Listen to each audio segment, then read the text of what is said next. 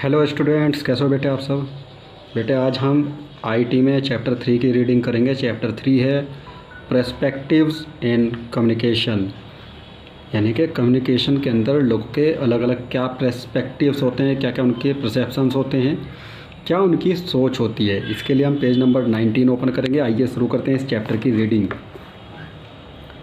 Mister and Mrs Sharma have just shifted to a new neighbourhood with their son Vivaan. कोई Mr and Mrs Sharma हैं जो कि अपने नया पड़ोस में अभी शिफ्ट हुए हैं, नया घर उन्होंने लिया है। अपने बेटे विवान के साथ वो वहाँ पर शिफ्ट हुए हैं। विवान हैज़ डाउन सिंड्रोम और genetic disorder which causes a person to have distinct physical features and mental ability.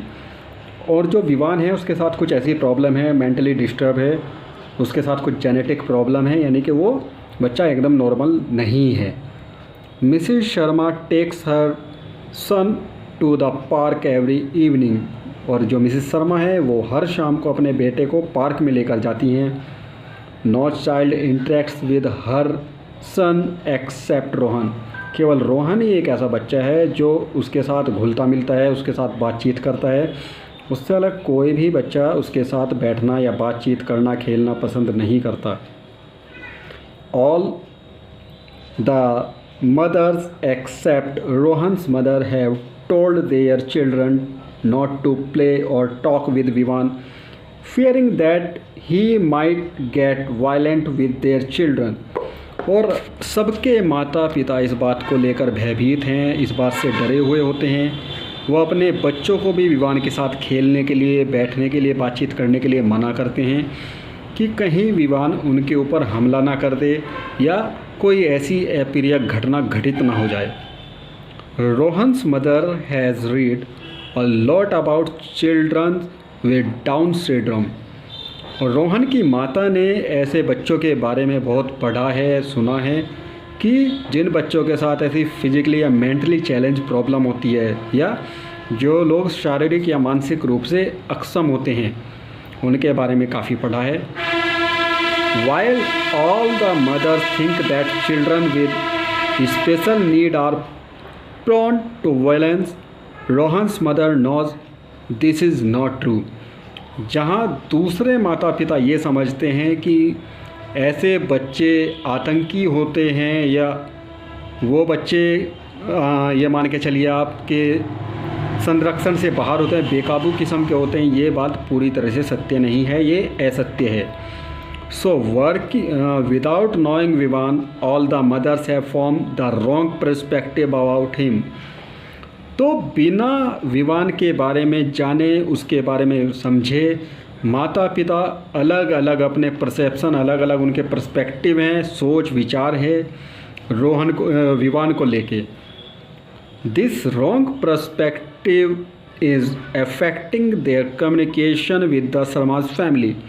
और इसी असमंजस की स्थिति की वजह से, इसी गलत तालमेल की वजह से जो शर्मा जी का परिवार है उनके साथ किसी के अच्छे कम्युनिकेशन नहीं है, अच्छे संबंध नहीं है।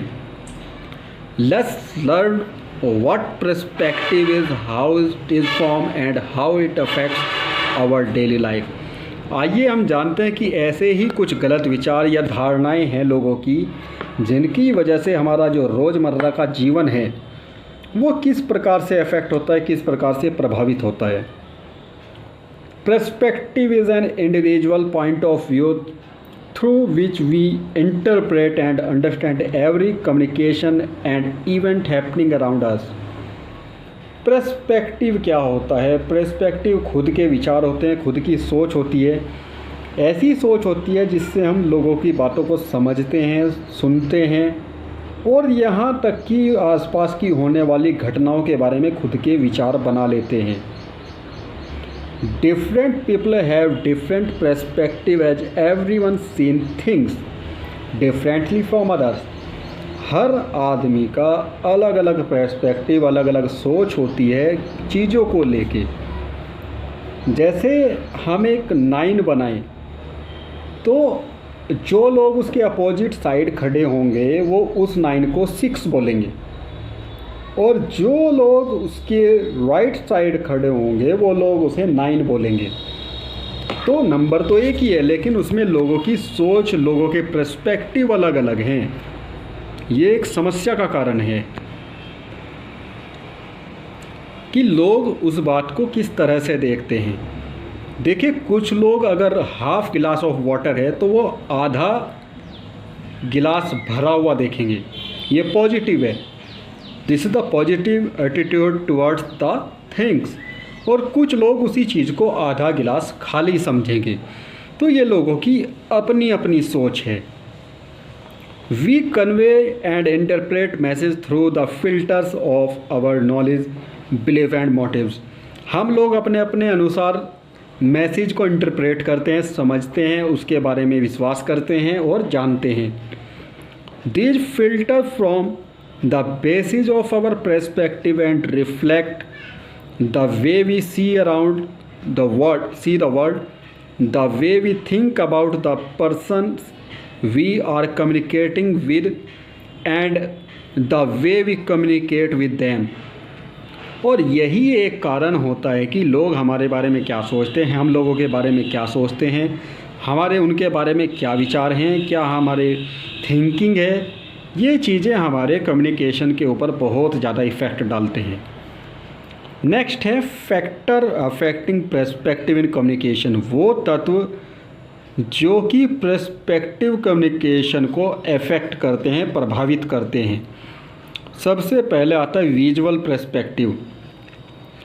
Our brain processes the information seen through the eyes and interprets it. सबसे पहले हम आँखों से कोई चीज़ देखते हैं, उसके ऊपर बिलीव करते हैं, उसे समझते हैं। Visual perspective refer to our tendency to focus only on the parts of a scenario that we are most inclined to notice। जो हम अपनी आँखों से देखेंगे उसके ऊपर हम सबसे ज़्यादा बिलीव करते हैं, सबसे ज़्यादा विश्वास करते हैं और फिर उस मैसेज को हम ऐसे ही अपने अकॉर्डिंग ट्रांसलेट करते हैं। Let's understand the concept of visual perspective from the example given below. आइए हम समझ लेते हैं कि जो विजुअल पर्सपेक्टिव है वो क्या होता है। Look at the given figure, what do you see. आप एक फिगर देखेंगे, ये यहाँ पे चित्र देखेंगे, आप इसमें क्या देख रहे हैं। The figure has two visual perspective. आप देखेंगे दो लोग एक दूसरे को देख रहे हैं। One is of two black faces in the foreground with a white background. अगर आप इसमें देखेंगे तो आपको इसमें चेहरे दिखाई देंगे, कहीं तो आपको परछाई दिखाई देगी और उसको ऐसा लगेगा कि ये वाइट बैकग्राउंड के ऊपर फेस बने हुए हैं। The other is so white vase in the front with a black background. We usually see only one of the perspectives as first. The second perspective is visible either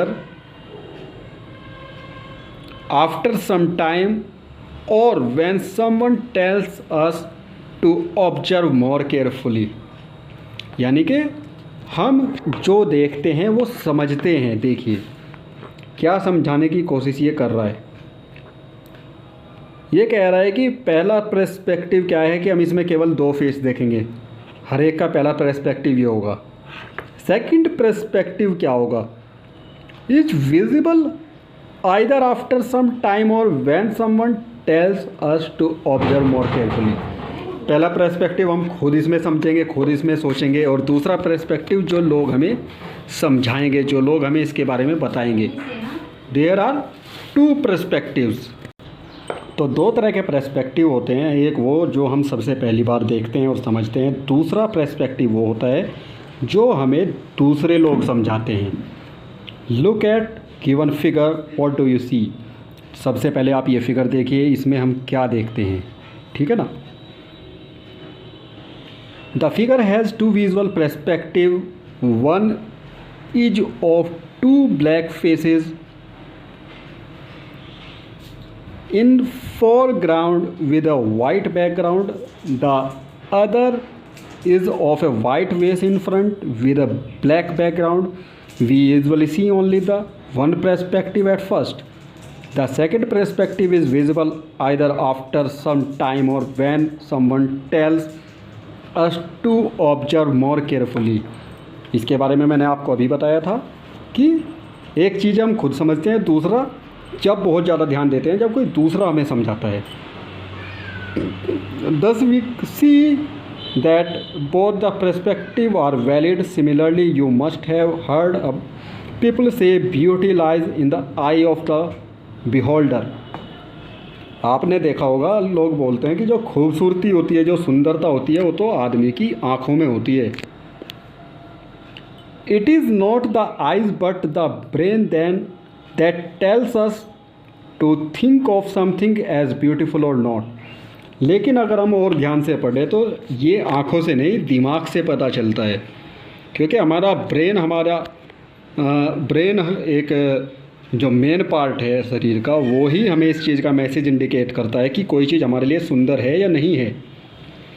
most of our visual perspective और judgement that we make about people we are communicating with, some of the judgement that we make are about qualification of the person, mental capability of a person, position and financial status of a person. हम लोगों को किस किस base पे, किस किस आधार पे जांचते हैं, या हमारी नज़र में लोग समृद्ध हैं, अच्छी तरह से सक्षम हैं, हमारे क्या क्या पर्सपेक्टिव हैं लोगों को अच्छा समझने के लिए कि इसकी क्वालिफ़िकेशन बहुत अच्छी है, उसकी मेंटल कैपेबिलिटी बहुत अच्छी है, या उसकी पोजीशन वो पोस्ट पे बहुत अच्छा है। जैसे कोई आईजी है, डीआईजी है, तो ऑटोमेटिक हम उसे अच्छा ही समझ लेंगे, चाहे वो एक ढेले का इंसान ना हो, चाहे वो बिल्कुल रद्दी इंसान हो।